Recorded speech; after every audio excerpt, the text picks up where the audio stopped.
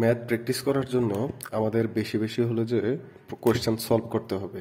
তাই আমরা আজকে থেকে একটা নতুন হলো যে ভিডিও সিরিজ শুরু করতেছি, যেটাতে আমরা হলো যে 2023 সালের যত বোর্ডের কোয়েশ্চেন আছে ওই কোয়েশ্চেনগুলো আমরা উত্তর করার চেষ্টা করব। এবং এই প্লে লিস্টের মধ্যে হলো যে সবকিছু থাকবে, তোমরা প্লে লিস্টটাকে হলো যে চাইলে চেক করতে পারো। তো সবার প্রথমে যদি 2023-এর কোয়েশ্চেনগুলো আমরা দেখি, 2023-এর ভেক্টর থেকে যে কোয়েশ্চেনটা আছে, ভেক্টর প্রথম কোশ্চেনটা দেয়া আছে, 1 কিলোমিটার প্রস্থের একটি নদী পার হওয়ার জন্য দুইজন সাঁতারু সাঁতার প্রতিযোগিতায় অংশগ্রহণ করে। প্রথম সাঁতারু 6 কিলোমিটার/আওয়ার বেগে স্রোতের প্রতিকূলের সাথে 60 ডিগ্রি কোণে এবং দ্বিতীয় সাঁতারু 6 কিলোমিটার/আওয়ার বেগে আড়াআড়িভাবে সাঁতার কাটা শুরু করে। তাহলে এখান থেকে আমাদের যেটা বুঝতে হবে, আমাদের সাঁতারু আছে কয়জন? দুইজন হলে যে একটা নির্দিষ্ট বেগে, একজন আড়াআড়িভাবে, আরেকজন হলে যে প্রতিকূলের সাথে 60 ডিগ্রি কোণে চলতেছে। নদীর স্রোতের বেগ দেওয়া আছে 3 কিলোমিটার/আওয়ার। সবার প্রথমে বের করতে হবে প্রথম সাঁতারুর লব্ধি বেগ নির্ণয় করো। তো প্রথম সাঁতারুর ক্ষেত্রে যদি আমরা খেয়াল করি যে আমাদের এইখানে যেটা দেওয়া আছে, এটা যদি একটা নদী হয়, এখান থেকে হলে যে আমাদের ইউ মানে স্রোতের বেগ, এটা দেওয়া আছে কত? 3 কিলোমিটার/আওয়ার। এবং সে স্রোতের প্রতিকূলের সাথে হলে যে সাঁতার কাটতেছে, তাহলে আমরা ধরলাম যে স্রোতের প্রতিকূলের সাথে এই দিকে হলে যে সাঁতার কাটে। তাহলে আর প্রতিকূলের সাথে কোণ দেয়া আছে 60 ডিগ্রি, কিন্তু আমাদের দরকার কি স্রোতের দিকের সাথে কোণ। তাহলে আলফার মান কত হবে? আলফার মান হবে 120 ডিগ্রি, কারণ 180 থেকে 60 বিয়োগ করলে কত আসবে? 120। এইখান থেকে আমরা যদি বলি যে তাহলে আলফার মান পেয়ে গেলাম। আর ভি মানে আমাদের যে নৌকার বেগ বা সাঁতারুর বেগ, এটা দেওয়া আছে কত? 6 কিলোমিটার/আওয়ার। সুতরাং এখান থেকে যে লব্ধি বেগ আসবে আর ইজ ইকুয়াল আমরা কত বলতে পারি? Root over of u square plus b square plus 2uv কত আসবে? Cos alpha. তাহলে কত আসবে? যে এখানে রুট ওভার অফ ইউ এর মান কত?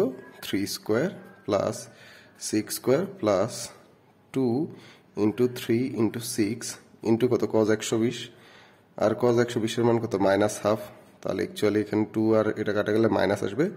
3 6 কত? 18, -18। তাহলে কত আসতেছে? 9 প্লাস 36 -18। তাহলে অ্যাকচুয়ালি কত আসতেছে? যে রুট ওভার অফ 18, 36 থেকে 18 বিয়োগ করলে 18। আর এখানে কত আছে? 9। 18 আর 9 কত হবে? 27, 27।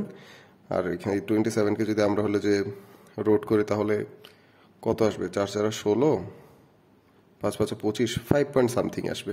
তাহলে 5 পয়েন্ট একটা সামথিং মান আসবে এত কিলোমিটার/আওয়ার। এটাই হবে কি আমাদের লব্ধি বেগের মান। কার লব্ধি বেগের মান আসছে?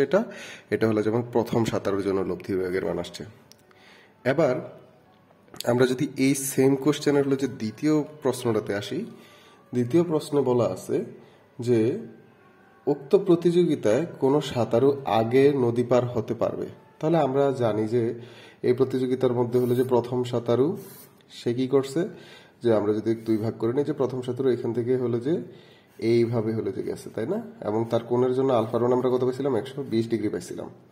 আর তার ভি এর মান দেওয়া আছে 6 কিলোমিটার/আওয়ার এবং ইউ এর মান দেওয়া আছে 3 কিলোমিটার/আওয়ার। দ্বিতীয় সাঁতারু সে একদম লম্বালম্বি বা আড়াআড়ি পার হয়েছে, তার মানে তার আলফার মান কয় ডিগ্রি? 90 ডিগ্রি। তার ভি এর মান কত দেওয়া আছে? সেম 6 কিলোমিটার/আওয়ার। ইউ এর মান দেওয়া আছে কত? 3 কিলোমিটার/আওয়ার। তো প্রথম সাঁতারের জন্য আমরা সময়ের সূত্র যেটা জানি, T1 ইজ ইকুয়াল টু কত হবে? আমরা জানি T is equal to d divided by v sine alpha, তাই না?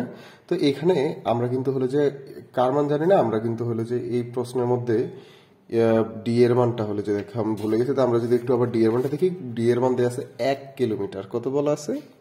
1 কিলোমিটার। তাহলে আমাদের এখানে উপরে হবে 1 কিলোমিটার, নিচে হবে ভি এর মান 6 ইন্টু কত? সাইন 120। সাইন 120 ডিগ্রির মান কত হবে? হাফ। সরি, সাইন 120 ডিগ্রির মান আমরা জানি না, এটা একটু হলে যে দেখে নিতে হবে।